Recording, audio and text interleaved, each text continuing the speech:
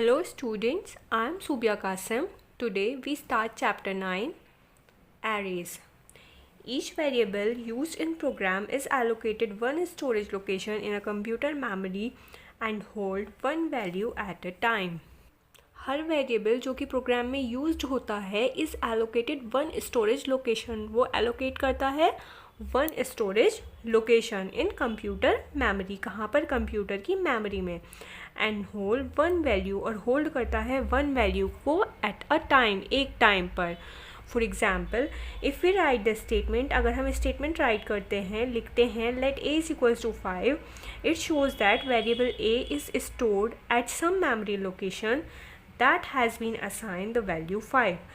इससे ये पता चलता है कि ए जो है उस मेमोरी लोकेशन पर असाइन किया गया है जहाँ पर वैल्यू 5 गिवन होगी. आपकी ए की वैल्यू जो है वहाँ पर 5 होगी मेमोरी में.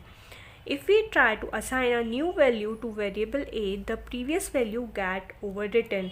अगर आप असाइन करते हैं ए को न्यू वैल्यू, सो क्या होगा?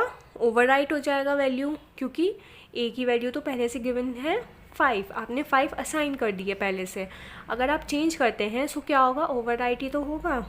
In real life scenario we often came across situation where we need to store multiple values. अगर हम रियल लाइफ सिनेरियो को देखें तो वहाँ पर हमको मल्टीपल वैल्यूज़ भी देनी पढ़ सकती हैं. कुछ सिचुएशंस ऐसी होती हैं जहाँ पर मल्टीपल वैल्यूज़ की भी नीड होती है, such as name of 10 students, temperature reading for next 10 days, और मार्क्स इन 10 subjects.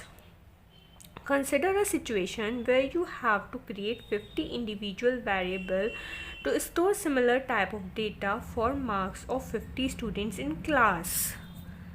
इन्होंने यहाँ पर एक सिचुएशन दे दी है जहाँ पर आपको 50 इंडिविजुअल वेरिएबल चाहिए to store similar type of data. Similar type of data store करने के लिए for the marks of 50 students, 50 students के मार्क्स के लिए. This way a program will became more complex. इस तरीके से अगर आप प्रोग्राम को सॉल्व करेंगे तो वो आपका ज़्यादा कॉम्प्लेक्स हो जाएगा, कॉम्प्लिकेटेड हो जाएगा एंड कन्फ्यूजिंग हो जाएगा. As you have to be particular about the usages of each variable in order to work with the data assign to them. इसमें आपको ये पता होना चाहिए कि आपको किस वेरिएबल को कहाँ पर यूज़ करना है. Now, declaration of arrays in QB64. In QB64, the array is declared with the use of dim statement. QB64 में array जो है आपका वो declare होता है with the use of dim statement. dim statement की help से आप array को declare करते हैं QB64 में. That reserve the memory space for an array of any desired size. इससे क्या होता है? ये आपकी मेमोरी की स्पेस को रिजर्व कर लेता है एरे के लिए फॉर एनी डिज़ायर्ड साइज़, किसी भी डिज़ायर्ड साइज़ के लिए. Dim statement is followed by the sub scripted variable and the number of सब स्क्रिप्ट. डिम स्टेटमेंट में क्या क्या आता है? सब स्क्रिप्ट वेरिएबल्स आते हैं एंड नंबर ऑफ सब स्क्रिप्ट्स आती हैं. इसका सिंटेक्स देखिए आप, डिम एरे नेम साइज़, ये आपका सिंटेक्स है. एग्जाम्पल देख लीजिए. Write a program to store 5 numbers in single dimensional array and display their sum. Clear screen दिया, डिम दे दिया, फंक्शन नंबर 1 to 5 असाइन करा दिए. अब नंबर 1 लिया, नंबर 1 की वैल्यू क्या दे दी? 10, number 2 20, number 3 5, number 4 15 and number 5 30. आप कुछ भी दे सकते हैं. कंडीशन दे दी आपने for x is equals to 1 to 5, ये आपकी कंडीशन हो गई. x is equals to 1 to 5. After that sum is equals to sum plus number x. एक कंडीशन आपने ये दे दी. इस कंडीशन से क्या होगा? ये वाले जो नंबर्स होंगे आपके ये इंक्रीज़ होंगे इस कंडीशन से 1 to 5 वाले. Then next x and print कराना है आपको द सम इज़ सम.